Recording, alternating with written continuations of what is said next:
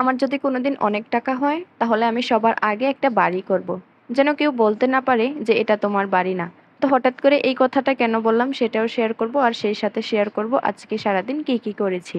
আসসালামু আলাইকুম, কেমন আছেন সবাই? সকাল সকাল ঘুম থেকে উঠেই নাস্তাটা তৈরি করে নিলাম, আমরা এখন নাস্তা করব। তো কয়েকদিন ধরেই আমি রাত্রেবেলা রুটি বানিয়ে রাখি, সেই রুটিটা সকালবেলা খাই। আমি যেহেতু একজন বাচ্চার মা, তাই সকালে রুটি বানানোটা আমার জন্য অনেক প্যারা হয়ে যায়। সেজন্য আগের দিন রাত্রে বানিয়ে রাখলে কাজটা একটু হলেও আগায়। আমার দুপুরের রান্নাতে ছিল শাক, নিরামিষ আর হচ্ছে একটা ভর্তা। আমি যেদিন নিরামিষ রান্না করি, ভর্তা বানাই, সেদিন কিন্তু মাছ রান্না করি না, কেউ মাছটা খেতেও চায় না। আমাদের বাসায় সবাই অনেক ভর্তা পছন্দ করে, তাই আমি প্রায়ই চেষ্টা করি একটা ভর্তা বানানোর জন্য। আর এটা হয়তো সবাই জানে, আমার ভর্তার ভিডিও দেখলেই। প্রথমেই শাকটা ধুয়ে বসিয়ে দিলাম, আমি শাকটা বসিয়েই অন্য কাজগুলো করব। আর আজকেও কিন্তু আপনাদের সাথে খুবই মজার একটি ভর্তার রেসিপি শেয়ার করব। আজ আমি পাটের শাক রান্না করব। আর পাটের শাক আমার শাশুড়ি আম্মুর কিন্তু অনেক পছন্দ। তো সেদিনের পাটের শাকগুলো একদমই ভালো ছিল না, শক্ত শক্ত ছিল। তো পাটের শাকটা রান্না করা শেষ করেই আমি চলে আসলাম নিরামিষ রান্না করার। আর এখানে আমি কয়েক রকমের সবজি দিয়েছি, 2 রকমের ডাল দিয়েছি। নিরামিষটাও অনেক মজা হয়েছিল আলহামদুলিল্লাহ। নিরামিষটা এক চুলাতে বসিয়েই আমি চলে আসলাম শাকটা ফোড়ন দেওয়ার জন্য। আমি মনে করি যে রান্নাগুলো যদি একটু বুদ্ধি খাটিয়ে করা যায় তাহলে কিন্তু রান্না বান্না করতেও বেশি সময় লাগে না। যেমন আমি শাকটা বসিয়ে দিয়েই নিরামিষটা কেটে নিচ্ছিলাম, শাক আর ভাত বসিয়ে। তো শাকটা হয়ে গিয়েছে, এবার আমি নিরামিষটা বসিয়ে এটাকেও রান্না করে ফেলবো। নিরামিষটা হওয়ার পর আমি আজকে ভর্তা বানাবো।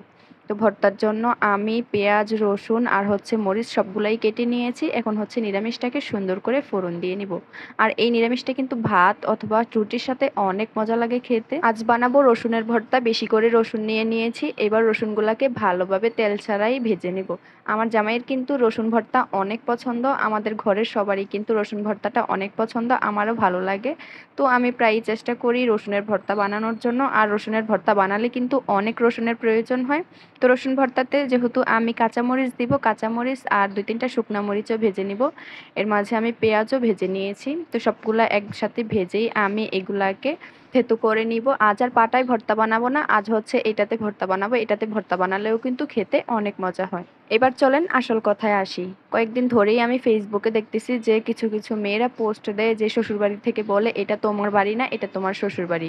আবার বাবার বাড়ি থেকেও সেম কথাই বলে যে এটা তোমার বাড়ি না, এটা তোমার বাবার বাড়ি। এই জন্য সব মেয়েরই নিজের করে একটা বাড়ি থাকা দরকার, যেন কেউ বলতে না পারে যে এটা তোমার বাড়ি না, এটা তোমার শ্বশুরবাড়ি, এটা তোমার বাবার বাড়ি। প্রতিটা মেয়েরই প্রতিষ্ঠিত হওয়া দরকার, আর প্রতিটা মেয়েরই একটা একটা করে নিজের বাড়ি থাকা দরকার, যেন কারোর কাছে মাথা নত করতে না হয়। আমারও কিন্তু এই স্বপ্নটাই আছে, আমার যখন অনেক টাকা হবে, আল্লাহ যদি আমাকে কখনো অনেক টাকা দেয়, তাহলে আমি সবার আগে নিজে একটা বাড়ি করব, যেন কেউ কখনো বলতে না পারে যে এটা তোমার বাড়ি না।